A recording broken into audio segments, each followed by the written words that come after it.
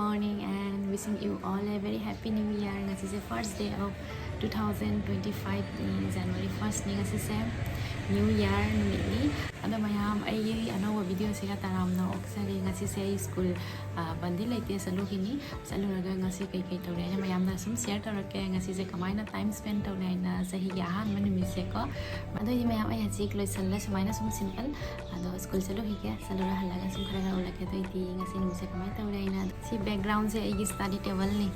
jam study jam na phadra sai re kara suna isi ka loi tham sing bottle lagi kai amani jawre skara di sai haji exam gi na office sector ya wa adana kara table se sai kara nan mani mi da kara mayam da share tar ke ai study table kamai tawre aina haji se study taw mathau tai kai no ne leisin atani mamam gare leisin na siga se Sisi chimna lore singni se ura base mayam akoi jungge maning dai urini loina ne chimna lore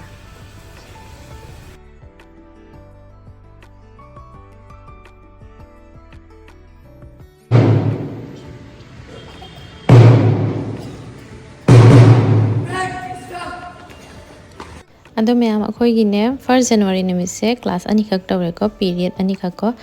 adu loiraga ne kedori ingang sing da ne kari drawing tawhanba art competition ma ne sum oya tawhalleba ko aduga ingang sing na jek pani moisu jam matam jam phangam de jek pagi ado asi paja drawing sing se moina jega koida pire submit tawre koida koina su se jenge adoidi kara paja ba do select tawre ingang sing su shooting na di thara bani ngasi nimise ado teisu jeng bi mayam na kyam paja drawing tawri jong moina ngahak siga asi su paja dara jong mayam asi su phajai adugai di moi asi su phajai natural scenery ni color di tawdre sketch tawre pencil na asi su phajai sketch resina handcraft ni ngaktang da moina samai semaga ne ngang sing na ne pi bani ko adugai di ama khak phajaba ko Christmas tree se samaina sema pirei ba ko pura green di oidre moi se adoi su ne samaina moi star ga se samai semaga ne tawi se jeng se padra phajama ni jeng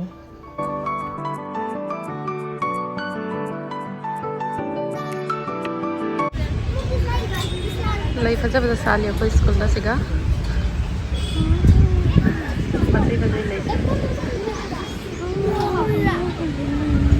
Laise ko mayam fajaman gi dana khudob du mai sira bani aina adu su yellow color da ko bright ni fajadra mayam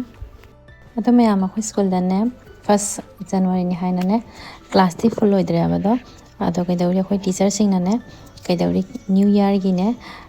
celebrate tawai tamoda cake ne pora le abako cake cutting tawre mayam akoi punna ne celebrate tawre cake saminare resa thae dugai di kai no smai sare wari watai sanare photo name kalik singa jamna ne time phasana spend tawre dai di lahan ngani thabak ta busy hoina laiko ngasi dine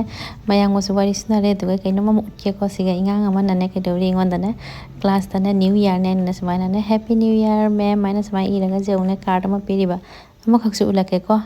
asiga mo ama laire ingang amana piba handmade card tako happy new year lembi mem kaina moi sumaina iraga pise jengo se nusidara zoom ga je pire new year da siga suko ingang karana ne drawing to bagine picture sumaina uliba se na Vishnupriya manipuri gi traditional dress na mai utli sina Krishna gi sumaina moi drawing to sina natural scenery kyam phaji jeng ingang home sina sumaina ne jeiba ko ingang homework se makhujam nali ko ingang home se siga leire ado kedawri 1st January ni na ne class ka kai leidabani na ne aina kedawri siga relax oina ne sumaina ne ngaha nungsa jairi sumaina ga zulna daga tonga ko sahi sima sumaina nungaina leiba oijage ingang oiringai gi ningsangai sumai sanaram bado ado mayam aina ne akoi school la ngasa yellow color gi ne lei satpa ulak bado adu do aina ne phajaman gi dana sara ani ka kore pambi ani ka ado akoi jimda thabai porei ba ko ado sala ga mayam na su ulage ado mayam hingon nung se school la halak padane hita halak patangai ya ba halak padane hingon nung se amta utkai na mayam da sum aina ne video kara loba china morok ni akoi mandha hoina pirak pa morok ni sina jendem sina kaino maming no kaure se tayar da thaba se kaino jendem sina awapatigom sina ngau thong sana mana du le hangam chu thari ma chamasu sina tilo mana ni adu gai toning gok city jam phadra jare tin cha kara sina sinju sabado sinju sana bani se adu gai di sina kangho ni adu gai di atai di leitre da ko hingonung da taro se ing na mathan ta satli atai su salak to mare kona hadi satpa matam na tre to sang atang mathan da sasari ing tapna ado mayam ngasi nganna sutti thare 12 tana da ke ka school da adu gai di jamna samani phajana celebrate tawne mayam pullaga staff sing ado hadi jumda hale kai kai thabak tawba kai dori aina sum mayam da mathang sum ulage new year ni se ko ando mayam ngasi 1st January ni misiga ko sanda da lai koram na set kai na aina ne ahan ma tai da man puthore asi sem da taisan ge adu gai di dap tha da set ke ado si phanik se jamna ne ingba kaino ni one ply ne ingba da set pagi ne one ply phanik pidup set ni ado machu se jam ing bani aina khara di kuire launa thamba ko ado tai da thammi se sigana machu am on ya ba camera da na ko si se green ne dam light ni lafu layon masu hai do tuni jam phajabani si masu se ado hajik taisal laga samu lage mayam da asi green masu sigi ko mayam asi green masu sigi ko sana bane langdi leitre ado ne white ne ngo busina sum tawrage sum sana ne white na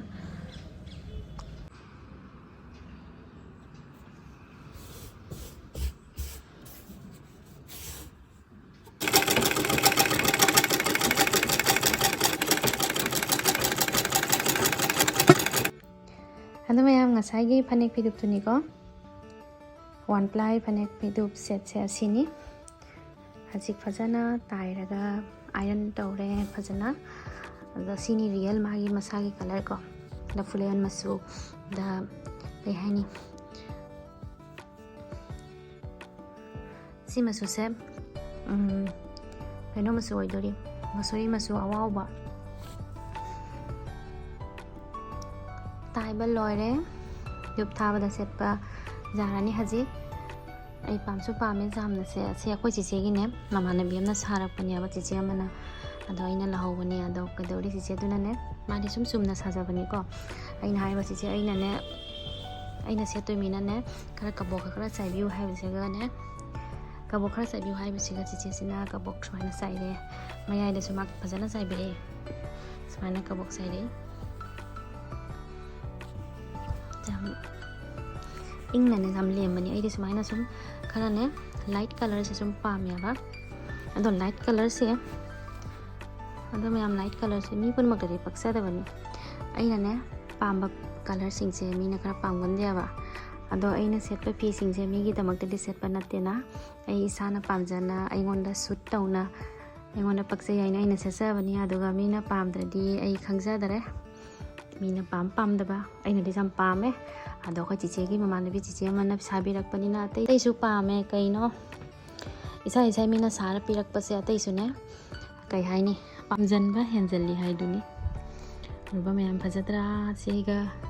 blouse asi machu ga ne blouse ka sela di phajani top ka aduga ne ahan bane porak sabal loi rai ne ngono pire ko ai lamo ma chalu ga jumda aduga ina nang danga ga dori pina ne hai boy ta boy ne sum tasal ni se kari boy ba khangde samaina ne ina ne pina tasal ya ba chumna ne jumda dum sena ba phine na jam hai pote se sum ka bok ni ado ai ne ado pina ta ba kai se ngona mina samaina takpi rakte ba aina sum idea tawra sum tawjabani du gai di fi tai ba su ai sumaina ne tamak tia ba asum mathan da haigri ni kai hino khoi mama jamna haiya ba tu ba tai ba ado mama da gi ne macha da ne magun nama macha am di ne sum jawri hai do ta dori akhoi mama gi tai ba fi tai ba lon ba khot pa se ai ngon doi na khara di ne sum jawri akhoi chiche na jamna haigan de ado kedoni pam he jamna mayam hai bira mo kamai tawri aina fi color se ai di khali ngona paksa ni aina ꯃꯤ ꯄꯨꯝꯅꯃꯛꯇꯗꯤ ꯄꯛꯆꯗꯕꯁꯨ ꯌꯥꯏ ꯑꯗꯣ ꯑꯩꯉꯣꯟꯗꯗꯤ ꯄꯛꯆꯔꯅꯤ ꯍꯥꯏꯅ ꯁꯨꯝ ꯄꯥꯝꯅ ꯂꯧꯁꯜꯂꯦ ꯁꯤꯁꯦ ꯂꯥꯏ ꯈꯨꯔꯨꯝꯕꯗꯁꯨ ꯁꯦꯠꯇ꯭ꯔꯕꯅꯤ ꯑꯏꯪꯕ ꯃꯆꯨꯅꯤ ꯂꯥꯏ ꯈꯨꯔꯨꯝꯕꯗꯅꯦ ꯑꯖꯥꯛꯄ ꯃꯆꯨꯁꯦ ꯑꯩ ꯌꯥꯝꯅ ꯄꯥꯝꯗꯦꯕ ꯁꯨꯃꯥꯏꯅ ꯂꯥꯏꯠ ꯀꯂꯔ ꯑꯆꯝꯕ ꯃꯆꯨ ꯑꯗꯨꯒꯩꯗꯤ ꯌꯥꯝ ꯏꯪꯕ ꯃꯆꯨꯁꯤꯅꯦ ꯑꯩꯅ ꯌꯥꯝ ꯄꯥꯝꯃꯤꯁꯦ ꯂꯣꯏꯗ꯭ꯔꯤ ꯁꯦ ꯐꯤꯅꯥ ꯇꯥꯕꯁꯦ ꯀꯝꯄ꯭ꯂꯤꯠ ꯑꯣꯏꯗ꯭ꯔꯤ ꯁꯪꯉꯛꯄꯗ ꯁꯨꯝ ꯇꯥꯁꯟꯒꯦ ꯑꯩꯅ ꯈꯔ ꯇꯧꯅ ꯑꯗꯣ ꯃꯌꯥꯝ ꯑꯁꯤ ꯚꯤꯗꯤꯑꯣꯁꯤꯅꯀꯣ 31st ꯗꯤꯅꯔꯅꯤꯀꯣ ꯑꯩꯈꯣꯏ ꯄꯄꯥꯅ ꯍꯥꯏꯔꯦ 31st ꯄꯨꯔꯤ ꯆꯥꯁꯤꯔꯥ ꯍꯥꯏꯅ ꯑꯗꯨꯒ ꯑꯩꯈꯣꯏ ꯁꯨꯃꯥꯏꯅ ꯄꯨꯔꯤ ꯍꯧꯔꯦ ꯑꯗꯨꯒ ꯍꯤꯟꯖꯥꯡꯁꯤꯅꯅꯦ ꯀꯥꯕꯨꯂꯤ ꯆꯅꯥ ꯊꯣꯡꯕꯅꯤ ꯍꯤꯟꯖꯥꯡꯁꯦ ꯑꯩꯈꯣꯏ ꯃꯃꯥꯅ ꯊꯣꯡꯕꯅꯤ ꯑꯗꯩ ꯄꯨꯔꯤꯁꯤꯅ ꯑꯩꯅ ꯍꯧꯕꯅꯤ ꯂꯣꯏ ꯀꯥꯝꯒꯠꯂꯦ ꯑꯩꯅ ꯍꯧꯕ ꯄꯨꯔꯤꯁꯦ ꯐꯖꯗ꯭ꯔꯥ ꯄꯨꯔꯤꯁꯨ ꯍꯤꯟꯖꯥꯡꯁꯨ ꯌꯥꯝ ꯍꯥꯎꯔꯝꯃꯦ ꯑꯁꯤ ꯂꯩꯁꯤꯅꯀꯣ 1st ꯖꯅꯋꯥꯔꯤꯅꯤ ꯍꯥꯏꯅ ꯑꯩꯈꯣꯏ ꯄꯄꯥ ꯃꯃꯥ ꯍꯣꯏꯅꯦ ꯑꯍꯟꯁꯤꯡꯒꯅꯦ ꯑꯩꯈꯣꯏ ꯁ꯭ꯋꯥꯏꯗꯒꯤ ꯃꯤꯅꯦ ꯆꯥꯟꯗꯕꯤ ꯍꯥꯏꯅ ꯃꯐꯝ ꯑꯃꯗꯅꯦ ꯄꯤꯛꯅꯤꯛ ꯆꯠꯂꯨ ꯌꯥꯕ ꯑꯗꯨ ꯄꯤꯛꯅꯤꯛ ꯃꯐꯝꯗꯨꯒꯩ ꯁꯤ ꯂꯩꯁꯦ ꯂꯩꯔꯛꯄꯅꯤ ꯐꯖꯗ꯭ꯔꯥ ꯑꯗꯨꯒꯩꯗꯤ ꯀꯩꯀꯩ ꯂꯩꯔꯦ ꯑꯁꯤꯁꯨ ꯎꯠꯀꯦ ꯑꯁꯤꯅꯅꯦ ꯆꯥꯍꯧ ꯑꯃꯨꯕꯀꯣ ꯁꯤꯁꯨ ꯌꯥꯝ ꯍꯥꯎꯕꯅꯤ ꯑꯗꯨꯒꯩꯗꯤ ꯆꯥꯍꯧ ꯑꯉꯧꯕꯁꯨ ꯂꯧꯔꯦꯀꯣ ꯑꯗꯨꯒꯩ ꯀꯣꯝꯂꯥꯁꯨ ꯂꯧꯔꯦ ꯑꯗꯨꯒꯩꯗꯤ ꯍꯩꯒ꯭ꯔꯨꯁꯨ ꯂꯧꯔꯦ ꯁꯨꯃꯥꯏꯅꯅꯦ ꯑꯗꯨꯏ ꯃꯐꯝꯗꯨꯒ ꯌꯥꯝ ꯌꯣꯜꯂꯝꯃꯦ ꯑꯗꯨꯅꯅꯦ ꯖꯨꯝꯒꯤ ꯑꯣꯏꯅ ꯂꯧꯔꯦ ꯑꯗꯨꯒꯩꯗꯤꯅꯦ ꯄꯤꯛꯅꯤꯛꯁꯨ ꯐꯖꯅ ꯀꯣꯏꯔꯒ ꯆꯥꯔ ꯂꯥꯛꯑꯦ ꯍꯥꯏ ꯑꯩꯈꯣꯏ ꯃꯃꯥ ꯕꯕꯥ ꯍꯣꯏ ꯀꯣꯝꯂꯥꯁꯤꯁꯨꯀꯣ ꯂꯣꯀꯦꯜ ꯀꯣꯝꯂꯥꯅꯤ ꯑꯗꯨꯒ ꯍꯩꯒ꯭ꯔꯨꯁꯤꯁꯨꯀꯣ ꯂꯣꯀꯦꯜꯅꯤ ꯑꯗꯨ ꯃꯌꯥꯝ ꯍꯧꯖꯤꯛ ꯙꯨꯞ ꯊꯥꯔꯦ ꯊꯕꯛ ꯑꯃꯅꯤ ꯂꯣꯏꯁꯤꯜꯂꯝꯃꯦ ꯑꯗꯣ ꯍꯧꯖꯤꯛ ꯑꯩꯈꯣꯏ ꯏꯚꯤꯅꯤꯡꯗꯅꯦ ꯉꯥꯏꯍꯥꯛ ꯊꯣꯛꯎꯅꯤꯕꯀꯣ ꯑꯩꯈꯣꯏꯒꯤ ꯗꯝꯆꯥꯒꯤ ꯃꯆꯥꯅꯨꯄꯥ ꯁꯅꯥꯁꯨꯅꯦ ꯎꯅꯅꯤꯕ ꯏꯉꯥꯡꯗꯣ ꯀꯨꯏꯔꯦ ꯎꯅꯗꯕ ꯑꯗꯣ ꯃꯥ ꯀꯣꯆꯤꯡ ꯂꯣꯏꯔꯒ ꯃꯥꯛꯁꯨ ꯊꯣꯛꯂꯅꯤ ꯑꯩꯈꯣꯏ ꯑꯃꯨꯛ ꯆꯠꯂꯨꯔꯒ ꯎꯅꯔꯅꯤ ꯀꯩꯅꯣꯝꯃ ꯆꯥꯃꯤꯟꯅꯔꯒ ꯁꯨꯝꯅꯦ ꯑꯩꯈꯣꯏ ꯍꯜꯂꯛꯑꯅꯤ ꯑꯗꯩꯗꯤ ꯑꯩꯈꯣই ꯍꯧꯖꯤꯛ ꯆꯠꯂꯨꯏꯒꯦ ꯃꯌꯥꯝ ꯗꯤꯋꯥꯂꯤꯗ ꯑꯩꯈꯣꯏꯒꯤ ꯁꯤ ꯃꯊꯛꯀꯤ ꯂꯥꯏꯠꯁꯦ ꯆꯥꯔꯝꯗꯕꯗꯣ ꯅꯧꯅ ꯑꯩꯈꯣꯏ ꯄꯄꯥꯅ ꯑꯃꯨꯛꯀ ꯁꯦꯝꯍꯜꯂꯦ ꯐꯖꯗ꯭ꯔ ꯌꯦꯡꯉꯣ ꯍꯧꯖꯤꯛ ꯃꯍꯥꯗꯦꯕ ꯃꯟꯗꯤꯔꯁꯦ ꯑꯩꯈꯣꯏꯒꯤ ꯂꯥꯏꯠꯁꯦ ꯐꯖꯩꯌꯦ ꯑꯁꯦꯡꯕꯩ ꯑꯁꯤꯒꯅꯤ ꯃꯌꯥꯝ ꯑꯩꯈꯣꯏ ꯆꯥꯕ ꯂꯥꯛꯏꯁꯦ ꯑꯩꯈꯣꯏꯅꯤꯒꯤ ꯐꯦꯚꯣꯔꯥꯏꯠ ꯀꯩꯅꯣ ꯔꯦꯁꯇꯨꯔꯦꯟꯅꯤ ꯃꯣꯃꯣ ꯆꯥꯕ ꯂꯥꯛꯏꯅꯤ ꯁꯤꯒ ꯑꯩꯈꯣꯏ ꯃꯣꯃꯣꯁꯦ ꯌꯥꯝ ꯑꯍꯥꯎꯕ ꯌꯣꯜꯂꯤ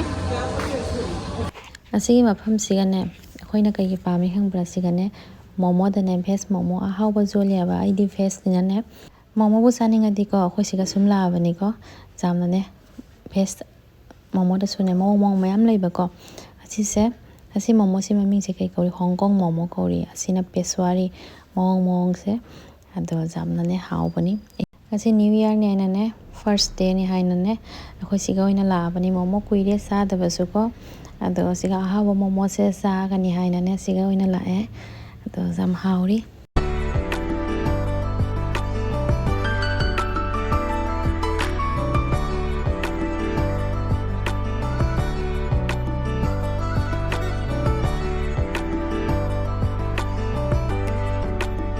ꯑꯩꯈꯣꯏ ꯆꯥꯕ ꯂꯣꯏꯔꯒꯀꯣ ꯗꯤꯄꯥꯔꯠꯃꯦꯟꯇꯦꯜ ꯁ꯭ꯇꯣꯔ ꯑꯃꯗ ꯑꯃꯨꯛ ꯂꯥꯛꯏꯀꯣ ꯄꯣꯠ ꯑꯃꯅꯤ ꯂꯧꯕ ꯑꯗꯣ ꯁꯨꯃꯥꯏꯅꯅꯦ ꯆꯦꯡꯁꯦ ꯁꯤꯒꯩꯁꯤꯒꯅꯦ ꯁꯥꯟꯇꯥ ꯁꯨꯃꯥꯏꯅꯅꯦ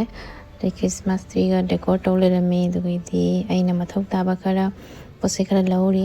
ꯀꯣꯐꯤꯅꯦ ꯂꯧꯅꯤꯡꯉꯝꯕꯅꯦꯕ ꯑꯗꯨꯅ ꯀꯣꯐꯤ ꯌꯦꯡꯕ ꯂꯥꯛꯏꯕ ꯁꯤ ꯗꯤꯄꯥꯔꯠꯃꯦꯟꯇꯦꯜ ꯁ꯭ꯇꯣꯔꯁꯤꯒꯅꯦ ꯈꯔ ꯄꯤꯛꯇꯛ ꯇꯧꯅꯅꯦ ꯄꯣꯠ ꯂꯣꯏ ꯁꯨꯕꯩ ꯋꯥꯔꯤꯅꯤ ꯑꯩꯈꯣꯏ ꯏꯊꯥ ꯊꯥꯖꯗꯅ ꯁꯤꯒ ꯂꯣꯏ ꯄꯣꯠ ꯐꯪꯉꯦ ꯑꯩꯈꯣꯏꯅ ꯂꯧꯒꯗꯕ ꯄꯣꯠꯆꯩ ꯄꯨꯝꯅꯃꯛ ꯕ꯭ꯔꯨ ꯂꯧꯁꯤꯔꯥ ꯅꯦꯁꯀꯦꯐꯦ ꯂꯧꯁꯤꯔꯥ ꯗꯦꯕꯤꯇꯣꯐ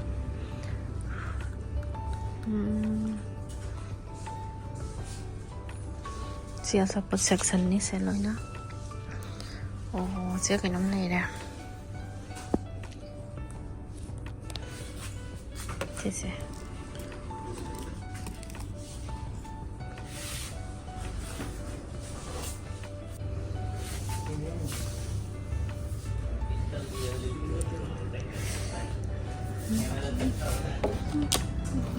ꯍꯥꯎꯅꯤ ꯁꯤꯁꯨ ꯁꯤ ꯂꯧꯒꯦ